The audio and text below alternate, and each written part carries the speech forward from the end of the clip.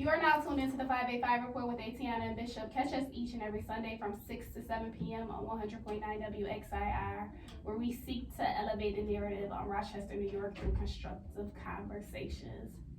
How are you guys? Hey, what's going on with you? I'm good, I'm great. How you doing? I'm good.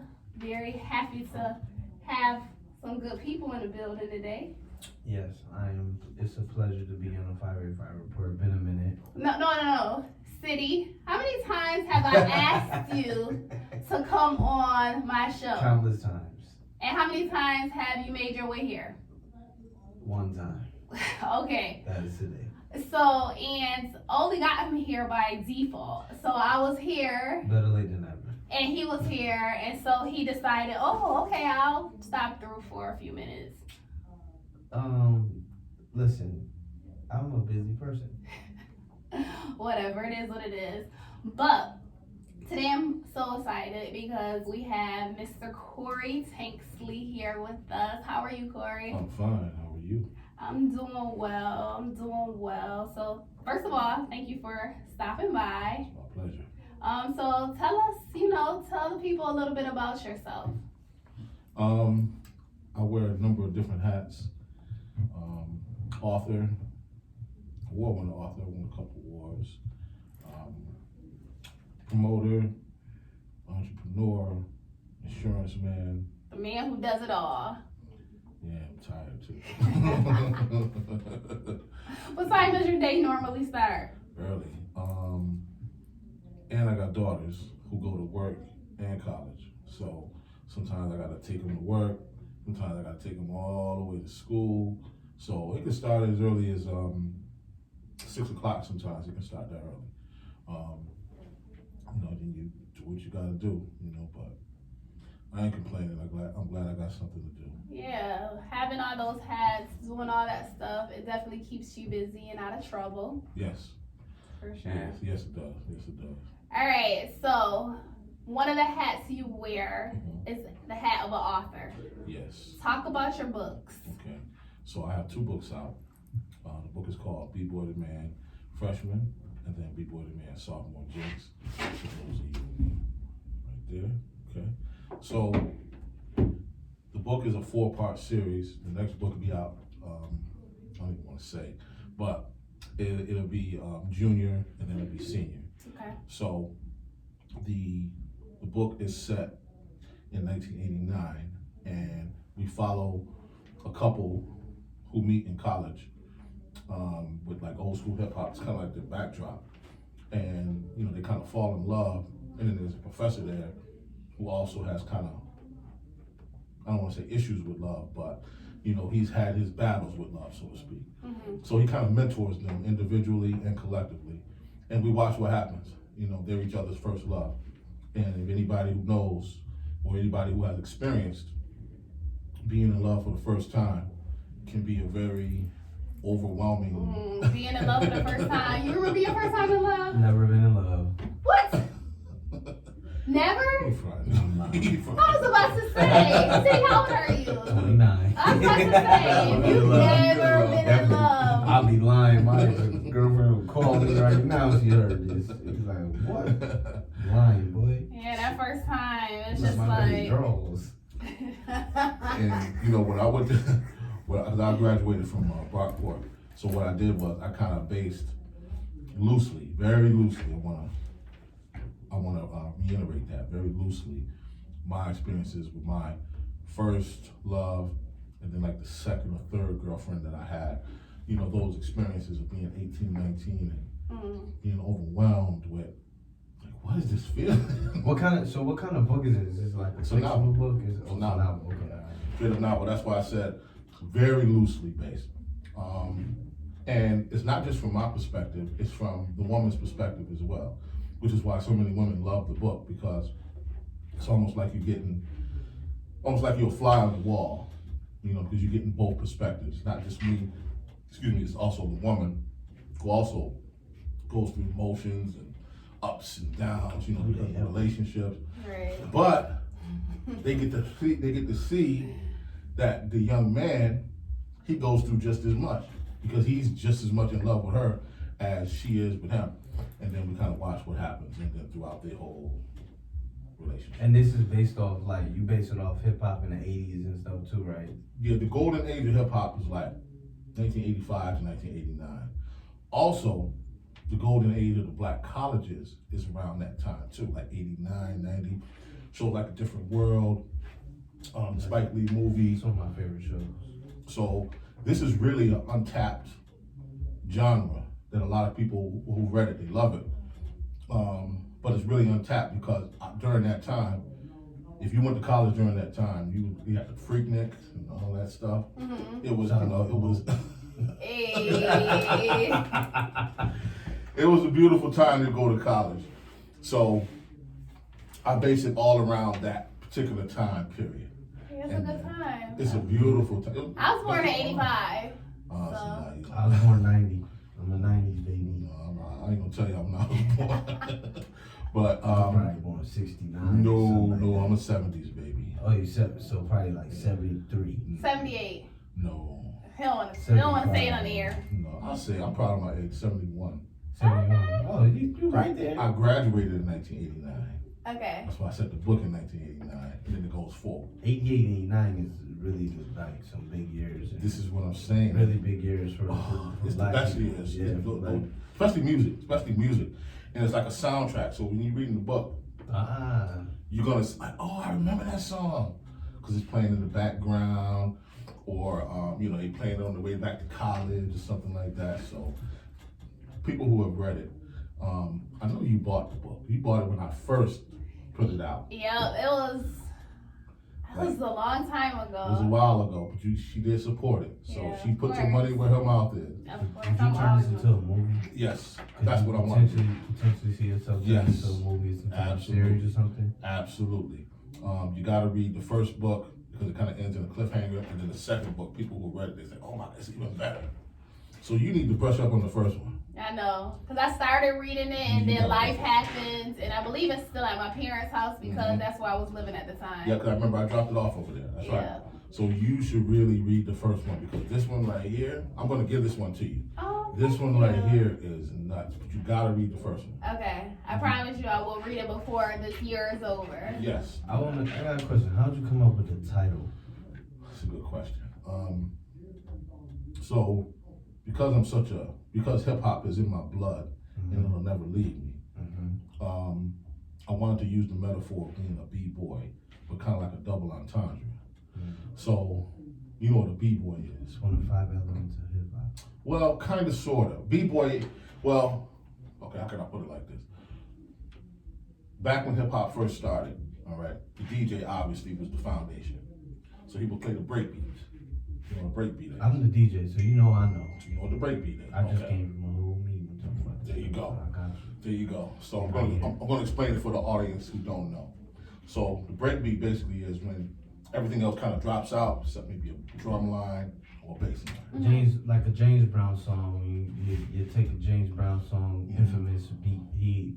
You only hear the drums. You don't get no horns. You don't get nothing else. Maybe you hear a bass You line. might bass line, but the bass line, you need a bass line. Right. You need a bass. Right.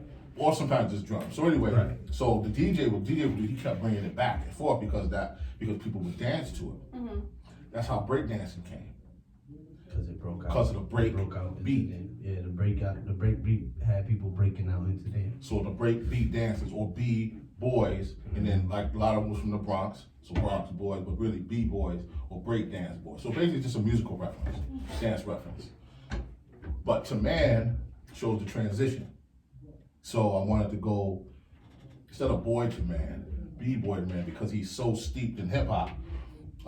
And the girl too, she loves it too. And so it kind of informs their decisions. You understand what I mean? So I wanted to put that hip hop element in there. So that's where the B-boy to man came. Okay. And so what even made you want to write? Like what happened with that? Well, I used to be a pretty good rapper. Real good rapper. Always been good with words. Man, you ain't got no bars. You'd be surprised. No, I'm saying, like, in running the family, I don't know if you know who my brother is. Who's your brother? 38. Oh, that's your brother? That's my brother. Yo, that's one of my favorite people to listen to. I play his music on my show a lot. That's we have the same father. I can see it now. You can see it. Shout out 38. Shout out to my brother, 38 Special. But I'm older than him, all right? And we met years later. We didn't grow up together, all right? That's a whole nother story. But we met, I don't know, about 4 or 5 years ago. Actually, his DJ was my DJ, who's Green Lantern, you know who he is. Shout out Green Lantern. The first time Green Lantern ever did anything in New York City, first album he ever did anything was with me and my partner. So that's the foundation that I got. So we almost got signed by a couple labels, almost got signed by Profile, almost got signed by Warner Brothers. So again, I used to rap. So as time goes on, rap started to change. And as you can see, what it is now is, it's not rap. It's called strip hop. You know, Strip hop? It's strip hop now. Why?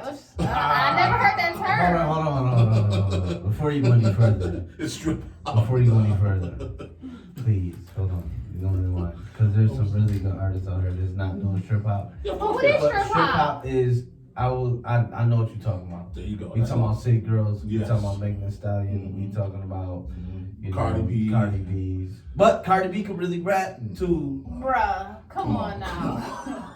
She could. Oh She no, could. you She can't better than- convince me that she can rap just by listening to her talk. Like, That's not true. I can't see it. I can't see that. I don't even think she writes her own stuff. And if she do, She probably don't, but she knows how to write a beat. Okay, I'll give Not her a lot that. of people don't know how to write a beat. Yeah, because City Girls, If- they can't write a shoot. beat either. I'm gonna tell you who can't write a beat.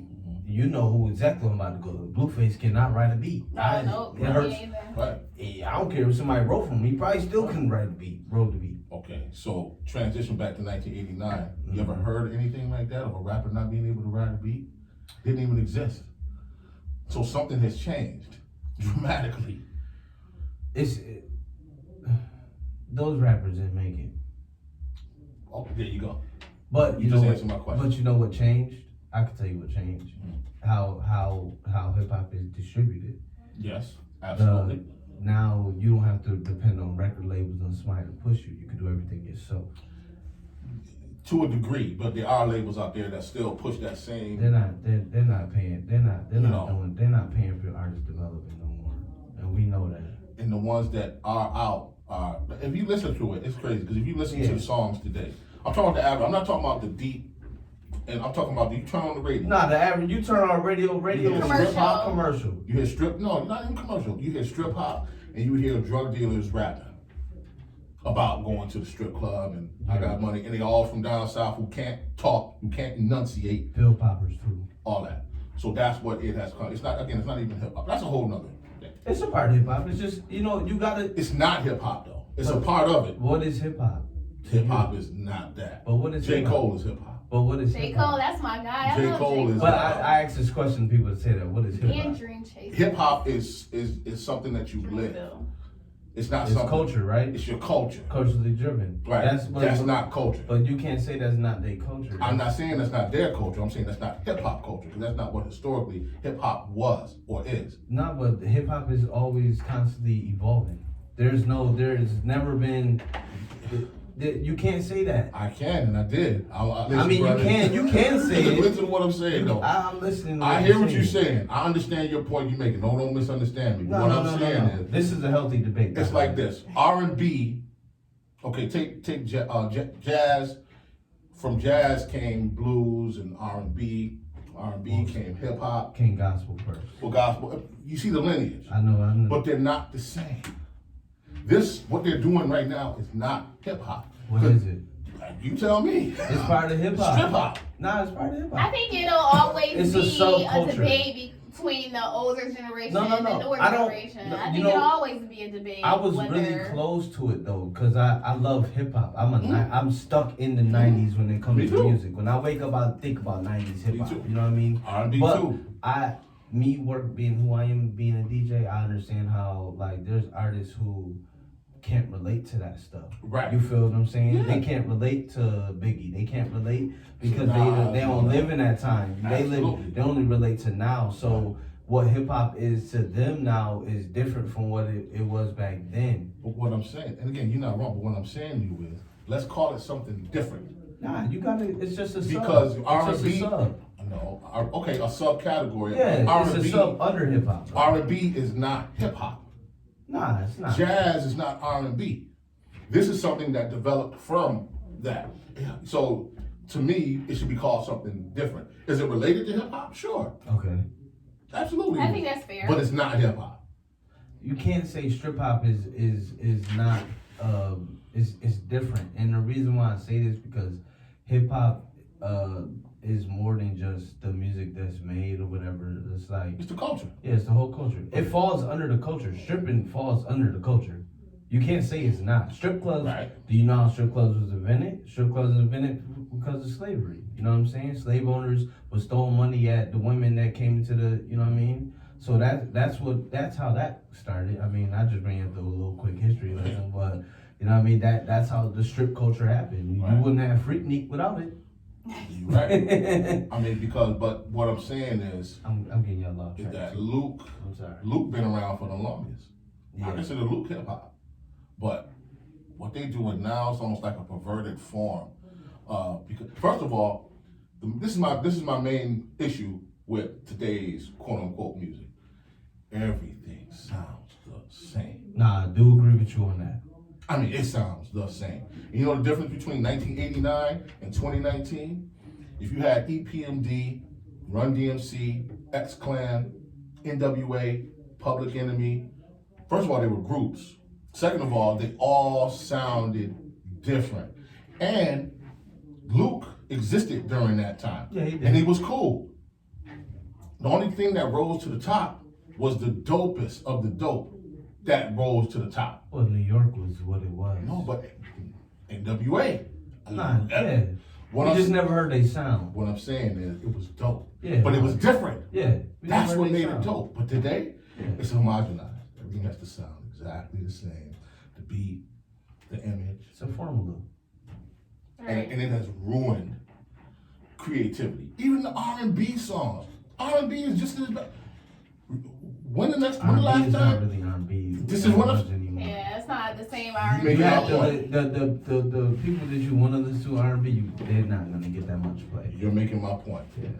It's But it's bad. still R&B. It's just R&B. It's, It's like they mixing R&B and hip hop together. It's just like nah. it's bad. So anyway, you asked me what made me. All right. So anyway, that's No, a it's healthy good. debate. It's That's good because I got a little lesson on hip hop and Yeah. Oh, it's good. I got you. So I kind of knew this was going to happen, meaning it was going to switch from what I typically know into what it is now. So I went back to school. Where'd you go to school? Brockport. I went Okay. back to Brockport because I didn't Right. finish the first time. For I what? got you. What was your major? Creative writing, English. Okay. Got my bachelor's in that. So, and I kid you guys not, when I walked across the stage, and I was in 2011, walked across the stage, about a day or two after that, the book came to me in a flash. And you started writing. And I was so excited. Called up my boy, my brother, my god brother, like, yo, listen, I got it. I called up one of my best friends, one I went to college with. Yo, listen, I got this book. It's crazy. Wrote it out, told them, the treatment is. Treatment is the whole story in like 1 or 2 pages. Mm-hmm. Wrote it out, read it, they was like, yo, this is dope. And so I started writing it. Once I started writing it, it was so thick, my ideas and what I wanted to say, it was supposed to be one book. And the freshman, sophomore stuff was just kind of parts in the book. But it was so big, I had to flesh it out to 1, 2, 3, 4 books. Okay. So that's what happened. Who's your publisher? Me. Oh, so you publish it too? Me and my god brother, we own Silverback Publishing. Shout out to my brother Rex Evans.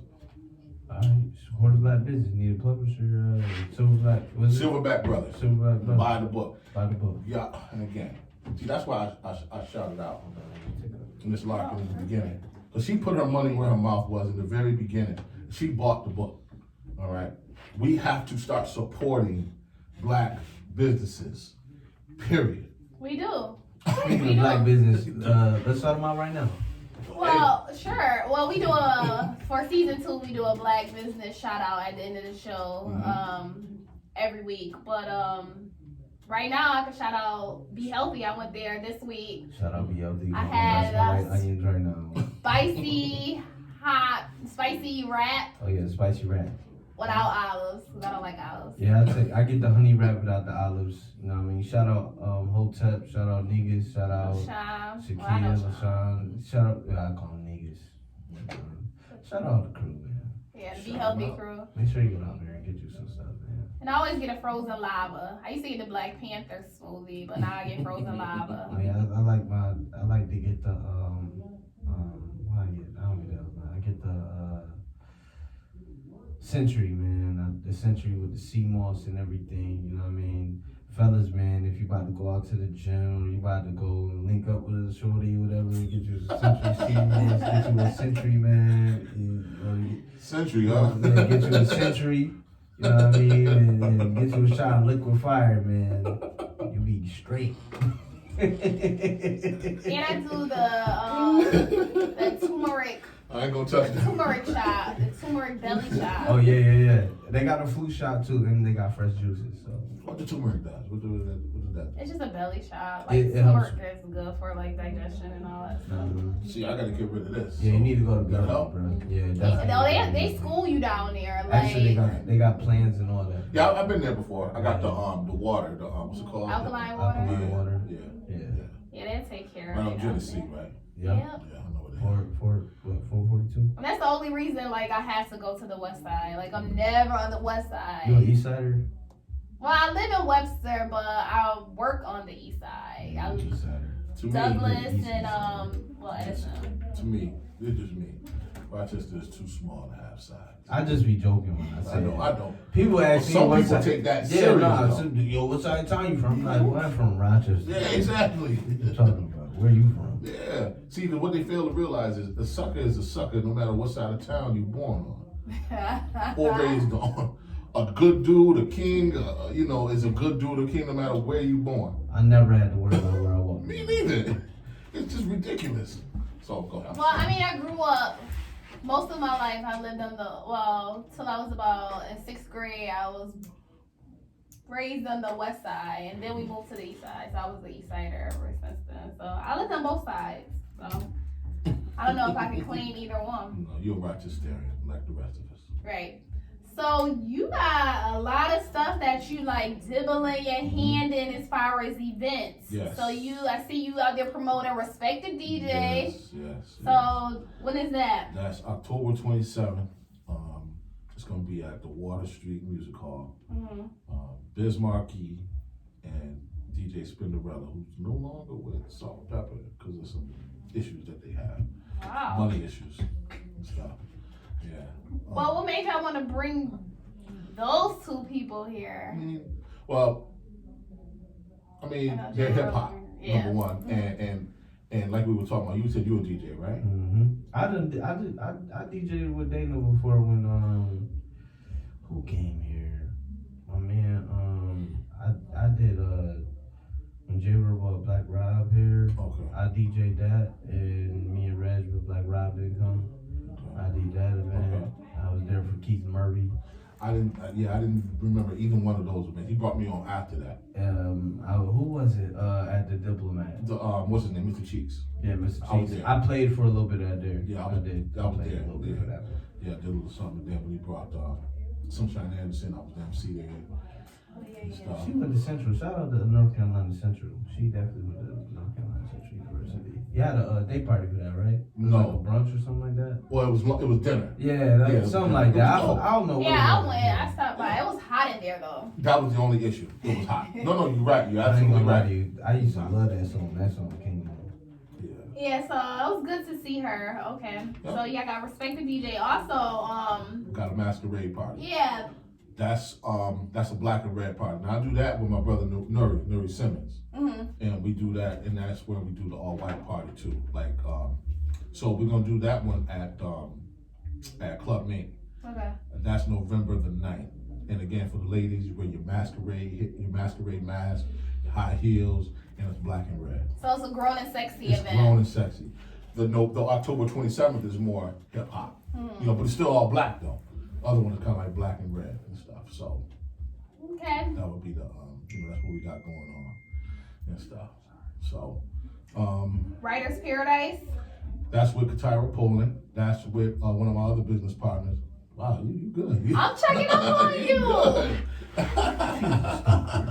I did low-key stalk you for this week. Strolling all over your page. Oh my God. Visiting my page. Oh man, I'm gonna call the cops so you keep it up now. Glad you can. Nah, it's all good. Yeah, I'm doing that's I believe the 19th of October, and what that is with Katira Poland. What that is she actually edited my second book, Sophomore Jinx, Okay. and basically I'm going to be showing people how to write a book. Oh. Yes. So definitely, if you want to learn how, I think the fee for that is like, I don't know how much it costs. I think it's lying, but. Go to his page because Yes. you can't say ticket Right, I can't even prices say on the it. air. I'm glad I didn't say it. I'm glad I didn't say it. But yeah, go to my page, go to Katira Poland's page, and you can do. But if you ever want to learn how to write a book from beginning to end, I kind of show You you. man to go format. see. Yes. So yeah, that's the 19th. What's some advice you would offer to people who have ambition or have some type of thought like I think I want to write a book, like what would you offer to them, some advice? The first thing is you have to be able to. First thing you have to be able to. Besides tell a story, you got to be in it for the long haul because the book is not going to write itself. So many people have come up to me, oh, I want to learn how to write a book. Okay. Me? That's right. Yes. Oh my God, that's right. I started. I still have all the notes and stuff, Yeah, but that's I right. never went past. Exactly. So me, I'm one of those people So- that came up to you. A lot of people they have the ambition to start, but you have to be a finisher. You gotta be a finisher because I always tell people, your book is like your baby. If you're not ready to put your all into it, don't even start. Would you say take your time? Oh, absolutely. Take your time. Take your time, write it. But the book ain't gonna write itself. So unless I had to write this book. That's How long it took you to write your book? Both books about 7 years. Okay. So they asked me, well, why did you write the book? No, Because why- I had to. Okay. If you're not at that point, then you're wasting your time. Okay, I get it. I get what you're saying. You're Yeah. wasting your time. It's like that story I don't even want to tell anymore. So I guess that was just like urgent in that moment, Right. but now that story I don't It's have gone. the desire to tell anymore. So there's no need to even revisit that if you know Right. you're not there no more. But no, you'll know if you want to write a book because you will write it. Mm-hmm. Now, if you're gonna write a good one or not is something different. For sure. You know. Yeah. So that would be my advice. And the event that I've known you for, Oh, the yeah. sixth annual Sixth annual. Rochester Black Authors Expo. That's right. That's next year. That's next year, along with the white party. Okay, so it's gonna be like combined. Well, no, it won't be combined, but they're gonna be close to each other. Okay. So I'll talk about the white party first, real quick. We did the white party that's the third year for the white party. Day party, white day party. We did it first year we did it at Taylor's, and it was cool. It had about 125. That's a cooler bar. It was nice that day. It's gone now. I know.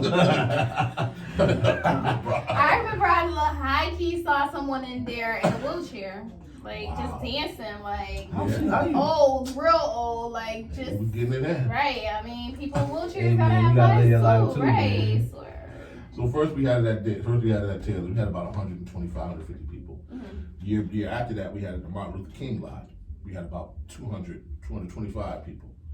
Last year, we had it at in Chillin at the Greek Center. What's it called? Italian American. Not the Italian American. Was it The Turkish one? Yes. Okay.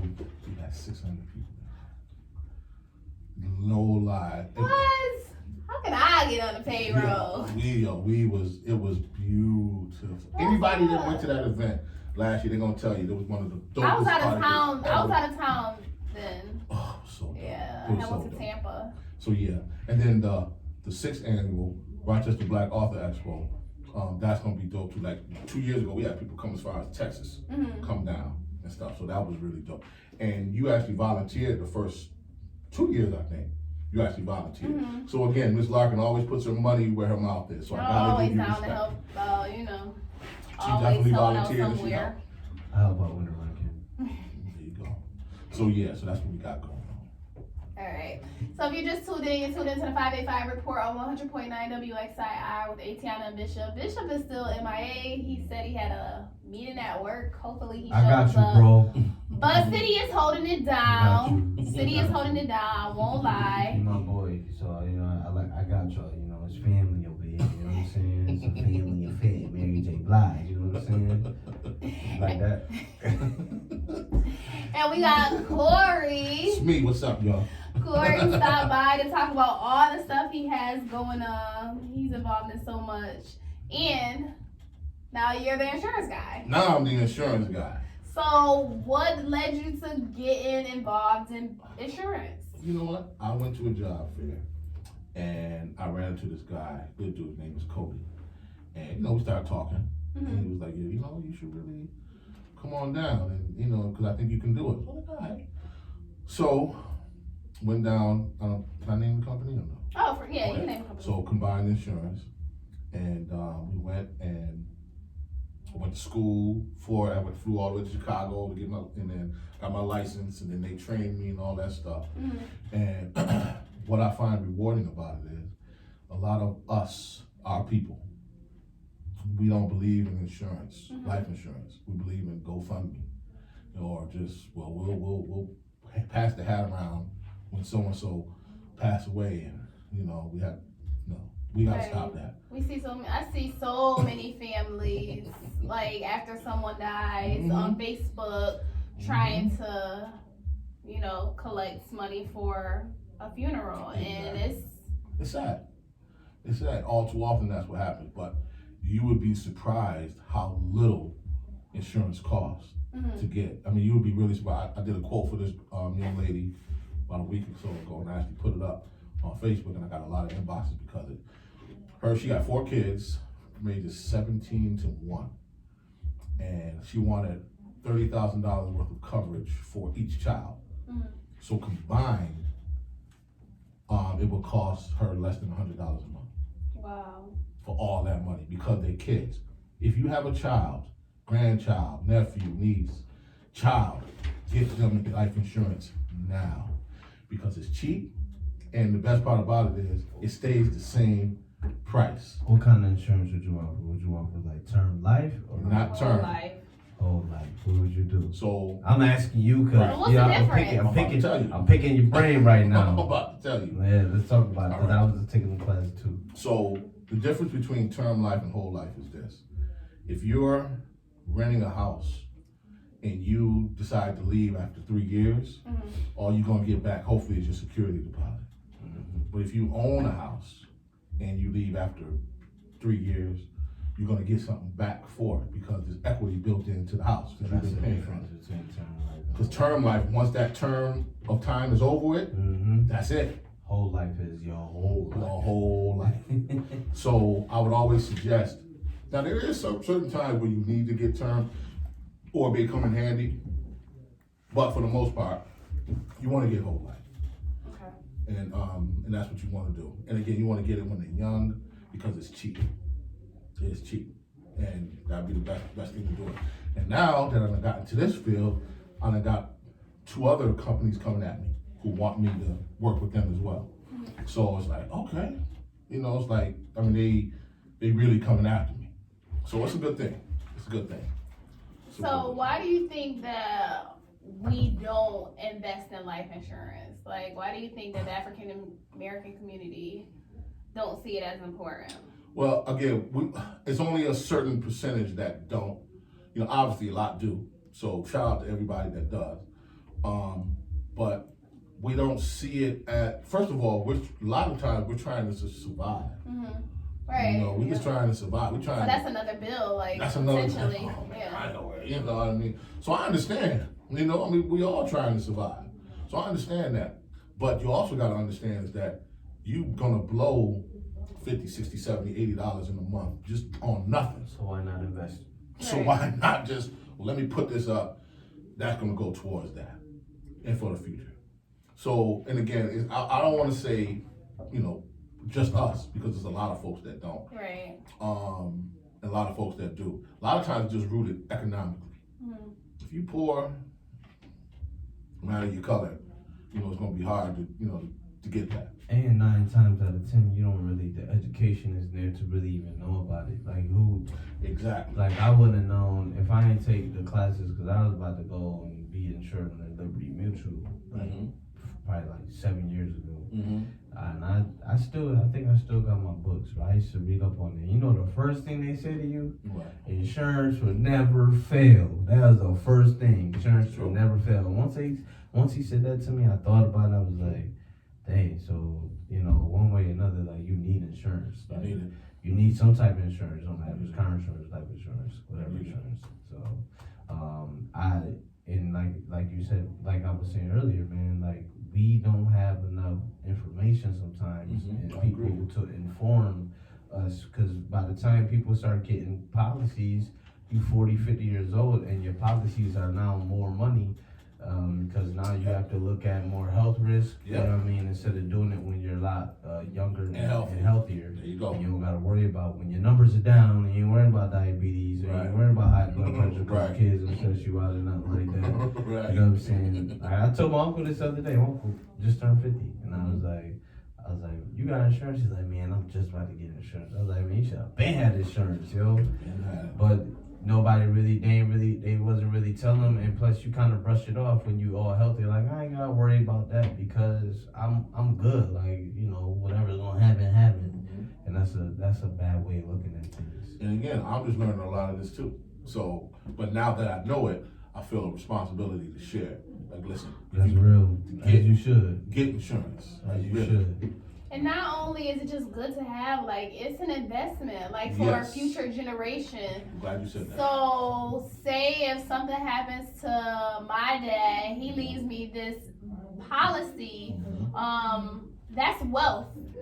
That's wealth that I done obtained from my dad and that I could use for my future generations to continue to build wealth in my lineage. Not only that, I don't think they can touch it either. No. They can't touch it, right? Well, again, whoever the beneficiary is, that's their stuff. No, I'm saying like if your father owed, they can't touch it. What do you mean if your father owed? Like say he passed away, but he owed.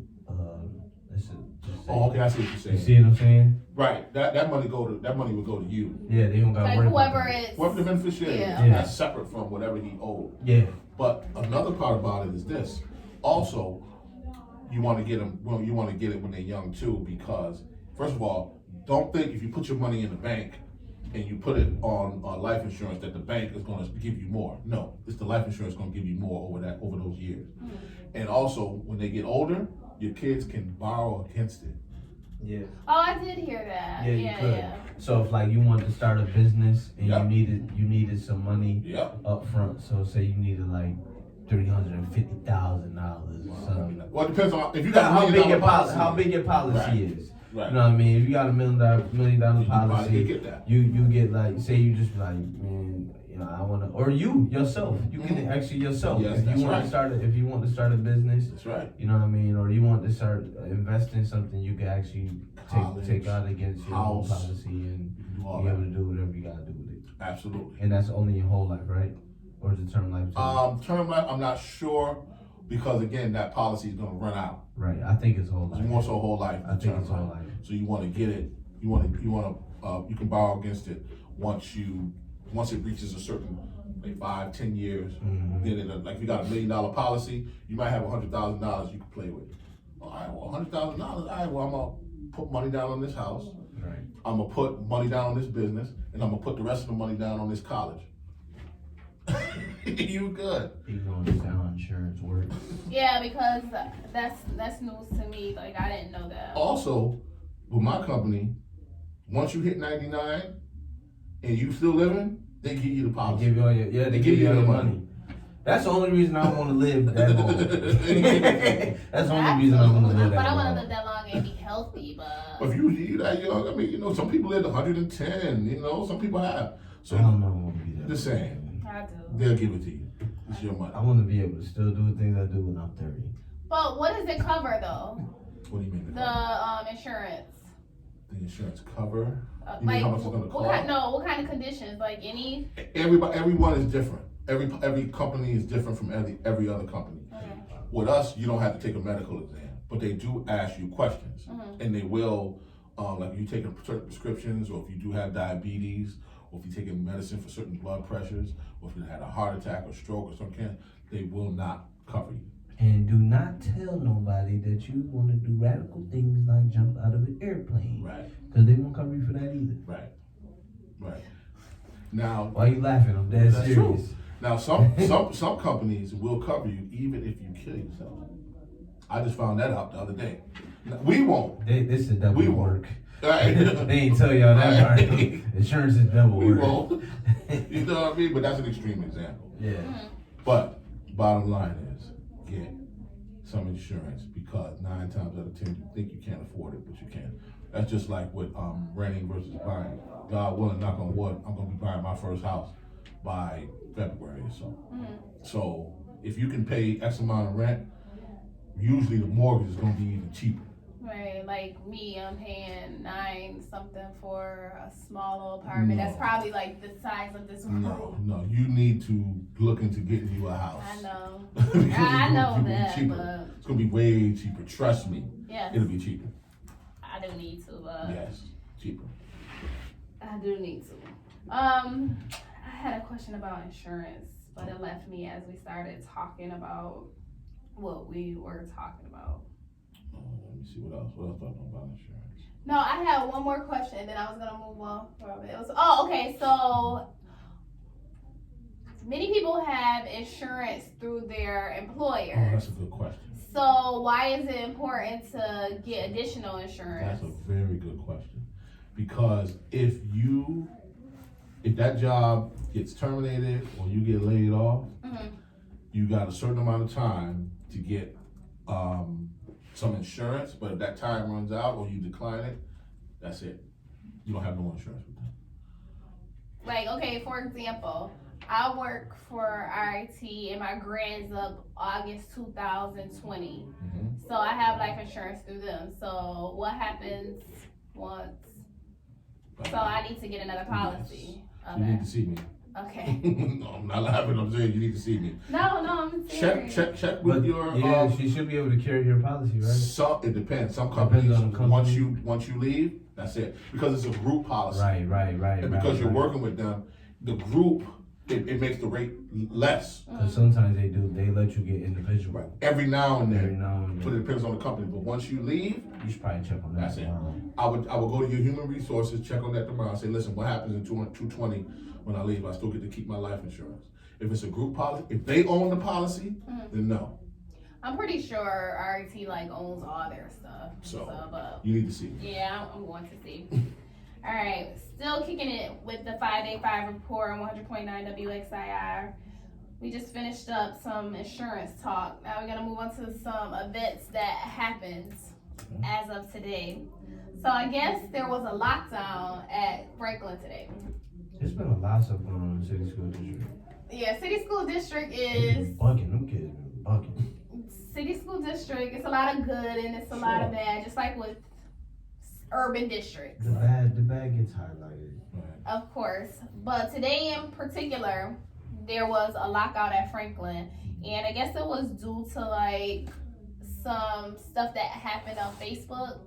And I just thank God that It didn't exist while you was I was in high school, because I was already a hot mess in high school. Where'd you go to Like high I school? was so ratchet. Oh my You was God. ratchet? Ugh. Where'd you go to high school? Edison. That's why I went. I graduated. They had a big 03. fight at Edison last week. I work at Edison. Yeah, they do. It goes down at Edison. But you know. I heard about it. Somebody was like, yo, they Edison just had a big brawl. Security. And it's crazy. They on that east too. Because back in the days, Edison was considered like a Elite school, it was right? an elite, smart. You got to be elite, smart, and also you had to have trade school, so you can go directly to Kodak or right from there, because they had all the trades there. But now They still have a lot of those trades. what's like different is that maybe the students don't take it as seriously. So I think maybe that's different, but they still have all those trades, which they don't. What they don't have is the cosmetology. When I was there, cosmetology. But they have like the graphic design department. We got drafting. They still got the welding, construction. They still got all that auto body, all of that, and then aviation. I don't know if aviation. Remember, well, you probably don't. I don't know all of the CTEs, but a lot of them they still do have. Okay, well, that's good. And a lot of them are able to get apprenticeships. Right. Yeah, after they graduate. Right. So that is still in place. I was over at Edison working because I got a contract over with the district and stuff, and they just renovated all the schools. And there was one kid who was he just graduated this past year, and he would work with he worked with the contractors basically, the GCs from people from Manny Squares and stuff like that. And once he graduated, I was like, "What you about to do?" He was like, "Man, I'm about to go to work." And he was smart. He was smart. Like he was book smart, because he was top 3 in his class. But he was just like, I'm about to go to work, and I go to school later on. I let the company pay for my school. You know how much some of them like electronic engineers or electricians. Electricians make really good money. Right. $40, $50 an hour, maybe $60 an hour. Started at 28 as a There you go. Right. So some of them, like, they have no interest in going to college. They just want to go right into a trade. And I'm like, you'll go in that trade and you'll start out making more money than I do. So I always encourage them, like, I'm not pushing college on anyone, but I'm pushing a plan on you. Right. Have a plan after high school. I like that. Because a lot of those teachers, they tell them, well, I know college isn't for everybody. No, college is for everybody, but everybody don't want to go to college. College ain't for everybody. No, everybody don't want to go to college. No. Because I had to disagree with you on this. Everybody has the opportunity to go to college. You got your 2-year schools, which are open access to anybody. Now, everybody don't want to go to college. That's another thing. That's fine, and that's fine. And I'm no knocking, because if I had life to do over, I definitely would not have gotten one of the degrees I have. I would have got a trade and stayed with my trade until I decided that I wanted to become a project manager, and I would have had a company pay for me to go to school. Right. That's what I would have did. It's more than one way to skin a cat. There's more than one way. But a lot of those kids feel hopeless. That's why they don't recognize either way. Yeah, so that's what kind of leads to all them altercations that goes on. So I guess Franklin, there was some altercations going on between the high school students. Nothing ever came from it. The parents were alerted, but social media kind of went crazy about it. And so, when something hits social media and something is on lockdown, like, people are like scared because they don't know the information. So and they don't give you much. Right. So if I'm here that my daughter's school is on lockdown and I'm a parent and I can't reach it because the kids don't have phones in schools. Oh, so they were take smart. They take their phones and they come to school in the morning. So so it's just like situations like those in these schools. It's just like it can get crazy. I mean, there's some good obviously good people, good teachers, because I couldn't be a teacher. Now, I done spoke at several schools. I done spoke at several schools, colleges, high schools, classes, and I always get a good response and all that type of stuff. And that's beautiful. But that's to the extent to which I can do it. Yeah, it's a hard profession. But going in there every single day, dealing with 20, 30 different personalities, God bless anybody that can do it. My god sister, she's principal over. Shari, shout out to Miss Evans. Yeah. She was my daughter's 6th grade teacher. He was at 22 school. Okay. Yeah, that's my god sister. Okay. So, she's great. With the kids. She is. She loves the kids. The kids is her life. Yeah. But you have to have we need more of her in the schools. For sure. We need to stop hiring these people from Pittsburgh, Penfield, who kind of get their little war stories and then go get paid somewhere else, because they don't have no real rooted interest in our children. So I'll say to you, teaching is not appealing to me. Okay. So I can understand why a lot of people that look like us don't want to do. Yeah, I do too. Exactly. So Oh my God. teaching is not appealing to me. Man, people don't even want to deal with their own kids. Exactly. So and then put on top of that the fact that there's a lack of parental involvement in our district. That's a huge problem. And I'm not saying it's all parents, but a lot of parents are involved. So put that on top of kids just behavior issues. Yep. You can't pay me enough to be a teacher. So I think that's why a lot of us like teaching is not appealing to us. Unless they're young. I might could deal with like third grade and under. I can't. See, I I'm can deal opposite. with that. No. But like when they hit that 7th, Give me high 8th school. grade, Give me high school. Give me the high school kids. Let me tell you why. For me, Okay. 7th, 6th, 7th, 8th grade, and 9th grade are the most obnoxious, know-it-all. 7th to 8th grade, yes. Oh my! Yes, and I they did got work the in middle attitude. school. But you gotta recognize this is. I can't do it. I worked in the school, so I know. Like it's just a matter Me of. too. Yeah, it's a matter of meeting them where they at. Like you gotta just recognize that you was at that age before. Yeah, for and sure. And that's how you hit them. Like you just gotta be able to relate to them. You know how I use hip hop.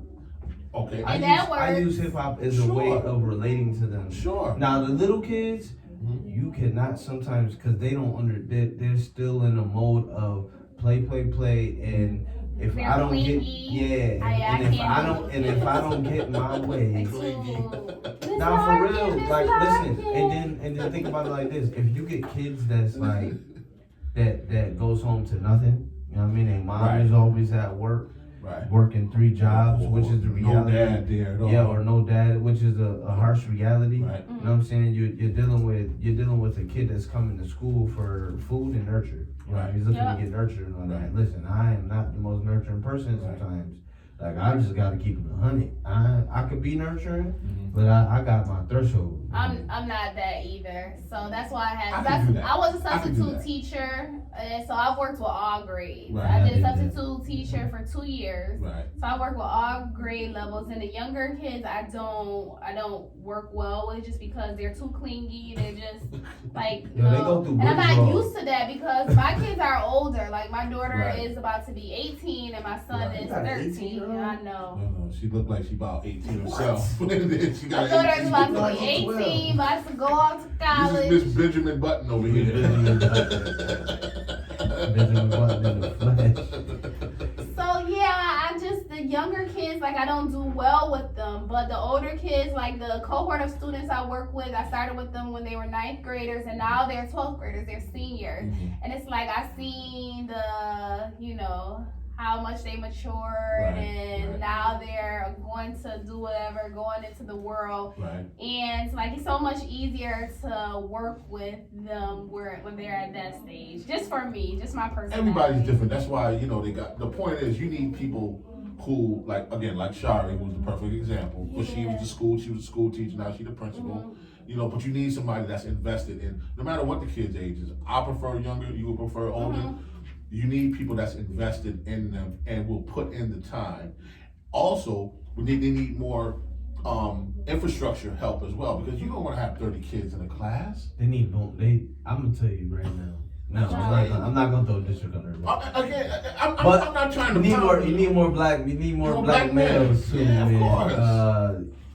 course. I wish parents would pay attention more to their kids. I talked to a teacher recently, and she was just like, only if these parents was here to see and be more supportive, I can actually do more. Like, there's no way in the world we should be sending people out of the school to go knock on your door and go get your kid out of bed or get, you know what I'm saying? Crazy. Like, there's no way, like, y'all have to sometimes, if you gotta take off work, parents, if you listen, if you gotta take off work to make sure your kid is where they supposed to be. Well, that's not even realistic. Like, just think about the community that we live in, where the district is 98% poverty. Children are in poverty. 98% of students are in poverty in our district. I think it's somewhere around Probably is. that number. I think it's lower. Nah, it's high. It's high. Yeah, it's high. It's real high. It's high. We're talking across the nation, not We just got some of the highest in the nation. Yeah, In the nation, This where our district. district is one of the highest. I think it's number 2 or. Yeah, top 5. It's definitely Yeah. top 5. So when you got a number that's high like that, as far as poverty goes, people have to work. So I'm not saying like that's not an excuse. However, it's different ways to communicate with teachers. There's so many ways. You can text a teacher, you can email a teacher, you can FaceTime a teacher. If I gotta go to the bathroom at work and talk to you, FaceTime you about my child, I'm going to do that. Like put my child on the phone. Like you just gotta get creative with the ways in which you reach parents, because you got a lot of young parents out here and you got a lot of grandparents raising kids. So but just to kind of put a bow on it, but I agree with you, City, because listen, yeah, you can. A lot of them are not working though. Those be the ones. Those be the ones that have the most issues. You know what I mean? Again, my godfather always said, you as a parent has to be your child's first and most favorite and most hardest teacher. You as a parent. Everything else is icing on the cake. Because if somebody else teach you, that lesson might not be the same. That lesson might be your lesson that leave you behind bars. That lesson might be a lesson that leave you dead. Exactly. You might not even learn another lesson. Exactly. Exactly. So we agree with that. all right, so we're gonna just wrap up with events that are coming up. So there's a Friday comedy show. I think Yolanda Smiles, Gary, Joel James. That's October 18th. Photo City Improv, 543 Atlantic Ave, 7 and 10 p.m. shows. There's also a leather, lace, and lingerie show. Kinky. And Spicy. that's October 27th. Her name is Nicole Rapley on Facebook, but I'm not sure if that's even her real name. That's her name. I know her. We have the same office where my office is at. She had her little studio. Okay, so that's her event. Shout out to her. So it's 27, October 27, 4 to 10, Lake Riley Lodge. That's Cobb's Hill. 100 Norris Drive. So make sure y'all check that out. Cobb's Hill. Yep, right across. You know where the basketball court right there. That's what I said. Yeah. And one last event is the Sweet Spot. Sounds like a bake-off or the Rock's Finest Bakers. That's going to be at the Legacy Drama House on the 19th of October from 2 to 5 p.m., which is at 112 Webster Avenue. Go check out those events. Go support our people. I got some events. Go ahead. We got like 2 minutes. All right, so the 1 minute. All right, so the 26th, I'm doing the Neo Blowout costume party. That's gonna be at the ballroom. Where's that joint at? Cumberland Building. I'll be DJing that, and then I got another party on the 26th. We got a birthday party at Ming Lounge. So yeah. Okay. Check me out. Check you out. Well, thank you for being my co-host today. Yeah, you know, no Because problem. my host went MIA. Shout out, yo, I got you, bro. Don't even worry about it. You know what I mean? I'll hold it down for You you. held it down. Yeah. Even though you said you were gonna stay like a few minutes, and you held me down the whole show. You know, I appreciate it. No, you're welcome. All right. Also, thank you to Corey. Corey, thank you so much for coming on. I appreciate it. Anytime you ask me to come through, I'm gonna come through. Like I always say, you always put your money where your mouth is, so I got no problem. And tell people where they can find you. Go right on Facebook, Corey Lamar Tanksley, and you'll be able to find information about the stuff I got going on in the book. Go right on Amazon.com, B-Boy the Man, and if you need that insurance, holla at me, 585-747-6172. All right. Thank you for tuning in to the 585 Report. We'll see you next Sunday at 6 p.m. Peace.